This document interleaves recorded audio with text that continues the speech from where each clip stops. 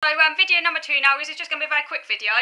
I wanted to do a very quick skim review of the latest National Autistic Society magazine, which I received a couple of weeks ago.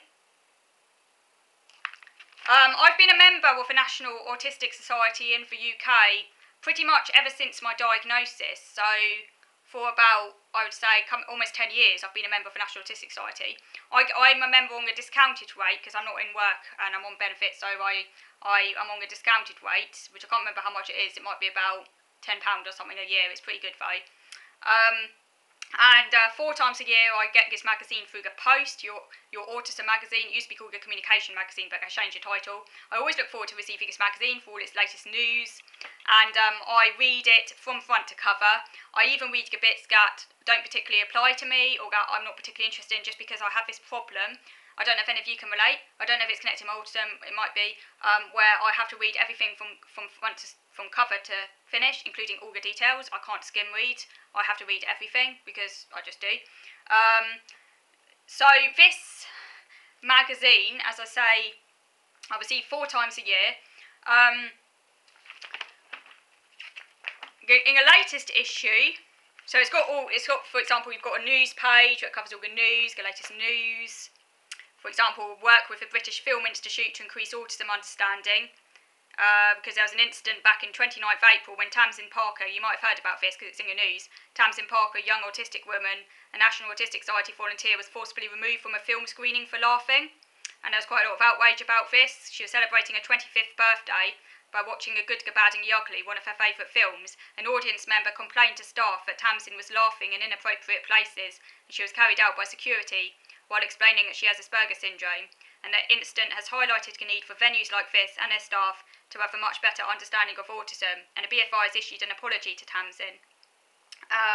So the National Autistic Society is now working with the BFI to help them improve their practice, and they'll be working towards an Autism Friendly Award, which includes staff training about autism, which I think is quite good. So that's just an example of what might be included in the news section. And then there's a bit about research in focus, the latest research. Quite a lot about children and schools. I mean, there is quite a lot of, more pertinent to children and things more pertinent to children in this magazine. But there are stuff, but I think it does get the balance more or less right. I mean, there are quite a few articles about adult issues as well, which is good. Readers to the rescue, where a reader has an issue and then other readers send their advice. And then there's a bit about how to cope with job interviews. It's not directly relevant to me because I can't work anyway, but obviously that'll be helpful for, I would imagine, quite a few adults out there who are looking for work. And I found this article particularly interesting. I don't watch Hollyoaks myself. Hollyoaks is a soap drama in the UK, but recently an autistic actress of the name Talia Grant, guess Talia Grant there, she's autistic, has actually got a part as an autistic character called Brooke in Hollyoaks, and this is the first, and it's particularly interesting. Obviously she's autistic, she's a woman, and she's also she's a black woman as well, so we've got all of these different I think that's particularly promising, actually, because often, black people within the autistic population are often particularly marginalised, and women. So, that's particularly promising. And also, hopefully, this will help to go some way to maybe reducing stereotypes. I did actually watch one of the clips of her in Hollyoaks just out of interest, and it did seem pretty well done. She wasn't portraying a stereotypical autistic person. She seemed, there wasn't anything about this character that particularly stood her out as different or anything. She didn't have any stereotypical quirks really. But it showed her having sensory overload, and I thought the way they did it was very good, actually, because they did it in quite a subtle way. So if you're interested, I think you can catch snippets of that on 4OD. As I said, I don't watch Hollyoaks myself though, but I did go and check out a few of the clips of her in it.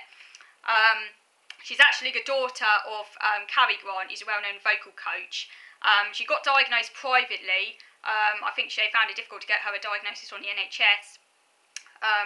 She says she was diagnosed in August 2009 when she was 8 years old. I think obviously there is a little bit of privilege there because obviously she does have very well-known parents. They're quite, obviously quite wealthy. They could afford to get her privately diagnosed. I think if she came from a poorer background, it would have been a lot harder. She might have had to wait a lot longer. I mean, I was diagnosed on the NHS. I didn't have the luxury of going private. So I do think there is a little, obviously if you do have the money and you can afford to go private, you would, wouldn't you? But yeah, so so obviously, she's been very fortunate and lucky, and having parents who are well known obviously has helped to get her footing. But it's very good, and I think it's really great that she has got this part in Hollyoaks, and yeah, I'm really pleased. So that was an interesting article. And then there was another really interesting article in here called "Behind the Mask." And this was interesting because it asked the question, do autistic men mask as much as autistic women? Because often masking in autism is often the emphasis is on autistic women because they're presumed to mask more than autistic men. But is this really the case?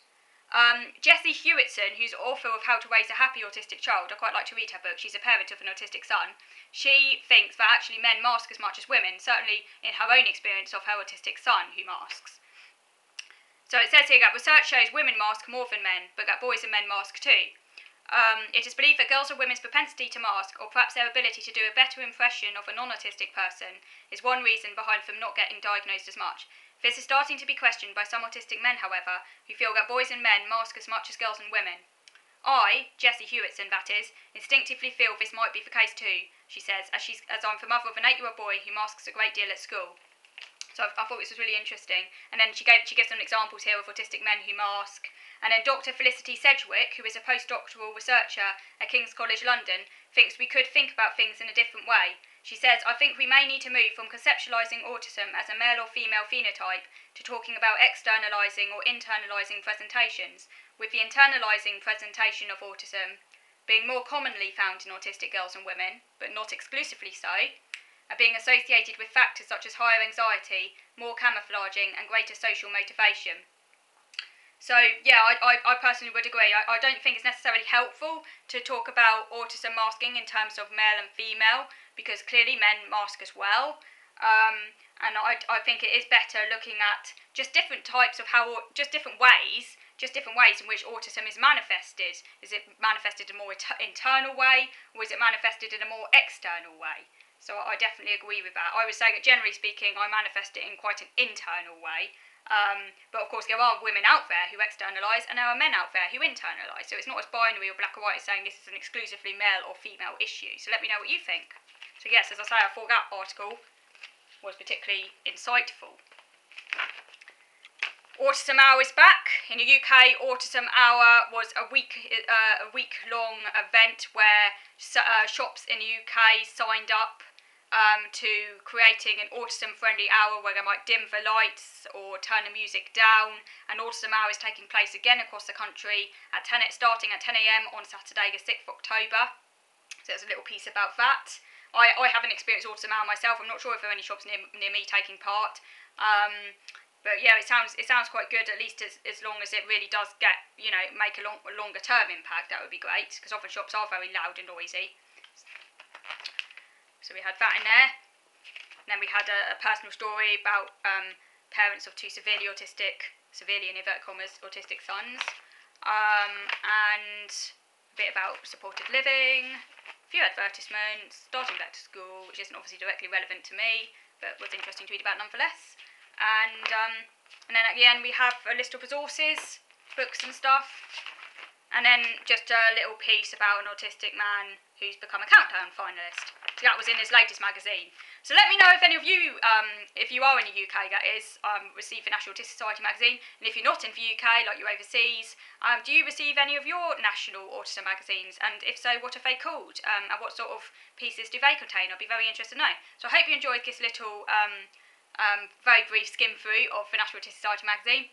I'm sorry I haven't been able to do any recipes this week, but I will be doing them hopefully, very soon. Hopefully maybe next week I have some time for that, because I have been trying out quite a few new different recipes lately.